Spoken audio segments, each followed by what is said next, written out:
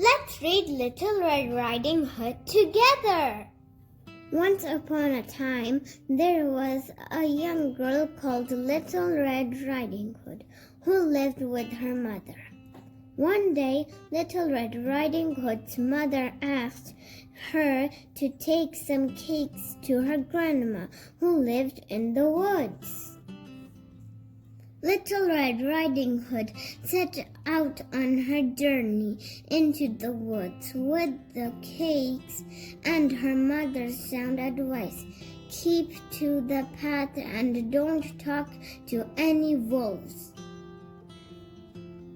As Little Red Riding Hood was merrily skipping along the path, a wolf crept up beside her and asked where she was going, forgetting her mother's advice. Little Red Riding Hood told him that she was off to visit her grandma, who lived in a little cottage in the heart of the woods. The wolf was about to eat Little Red Riding Hood when he had a better idea. Perhaps he could find a way to eat both her and her grandma. So the wolf ran as fast as he could to Grandma's cottage. He knocked on the door pretending to be Little Red Riding Hood so that Grandma would let him in.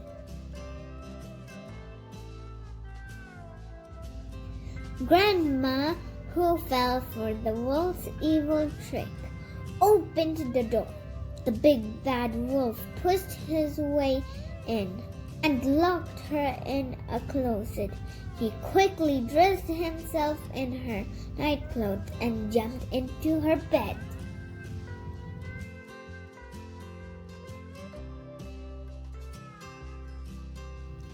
Soon Little Red Riding Hood arrived at the cottage and knocked on the door. "Come in," said the wolf, pretending to be the grandma. Little Red Riding Hood put the cakes in the kitchen and went to sit at the end of Grandma's bed.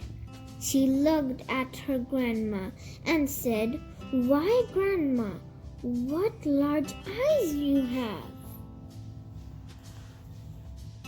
"All the better to see you with," replied the wolf sweetly.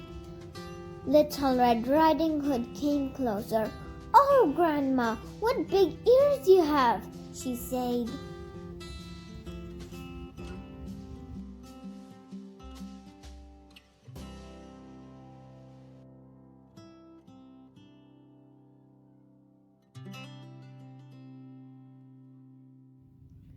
"All the better to hear you with, my dear," said the wolf. Little Red Riding Hood looked even closer. "Why, Grandma, what big teeth you have!" she cried.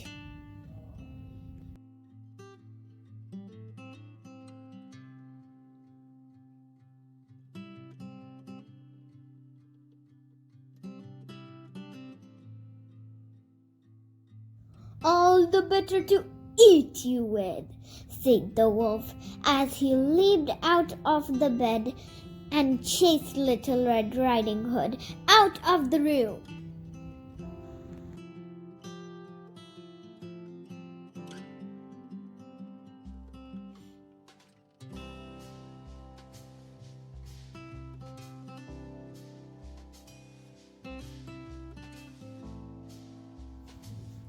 Little Red Riding Hood screamed as she ran away from the wolf. A woodcutter who was close by heard Little Red Riding Hood's cries and ran to help. He arrived just in time to scare the wolf away with his axe.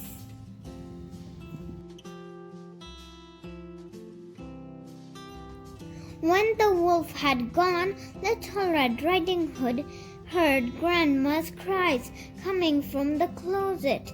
Everyone was safe. To celebrate, they all sat down and ate the cakes that Little Red Riding Hood had brought with her.